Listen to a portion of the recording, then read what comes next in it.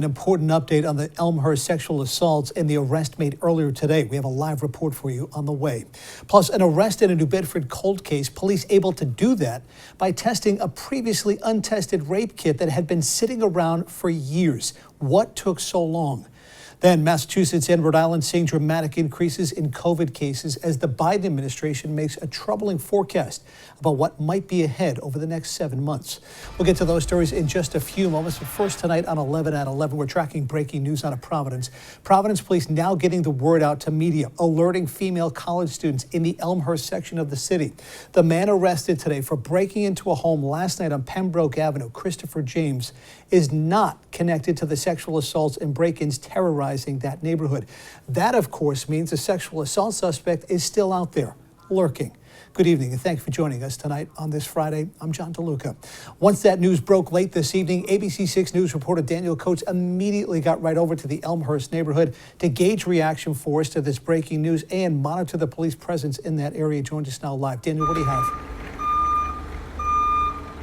John, Providence police told us just 2 days ago that they're going to increase presence here in the Elmhurst neighborhood. And just in the last couple of minutes, we've seen 2 cruisers go by. But take a look behind me. This is a college area of Providence. There's no real crowds coming down the road, no students lining the streets. However, there is a festive and celebratory feel in the air. You can hear music coming from these houses. You can see people going into these houses, and it should be, because Providence College is graduating in just 2 weeks. They had their last day of classes today. Johnson & Wales graduates tomorrow, so this is a festive time, and some terrifying news that they're getting. Some news that the students got, these 5 students that we talked to from Johnson & Wales, we broke the news to them earlier today. Here's how they found out.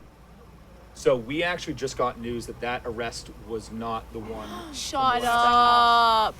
We thought it was the dude that did it. Unsettling. No, very unsettling right now. Because we all thought we're like kind of like low key in the clear. So we're in VO for like the first. Behind bars, whatever. But like now it's just.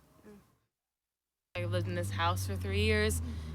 I used to live in the first floor, and like I hate the fact that I used to keep my window open because my room would get so hot, and now like I realize that was pretty dangerous. It's scary to think like I could just be like walking home, and like usually it's not that big of a deal for me to walk 2 streets home like by myself, but like now I don't feel like I can do that at all. Yeah. Now you're looking at surveillance footage of the suspect that was captured Thursday morning. As John said, 2 sexual assaults and break-in cases were reported in the last week. There was a reported break-in last night in the area, but police say the man who was arrested this morning is not connected to this week's sexual assaults. Now, this is an ongoing situation. We'll continue to update you on air and online as we learn more information. Live in Providence, I'm Daniel Coates, ABC 6 News.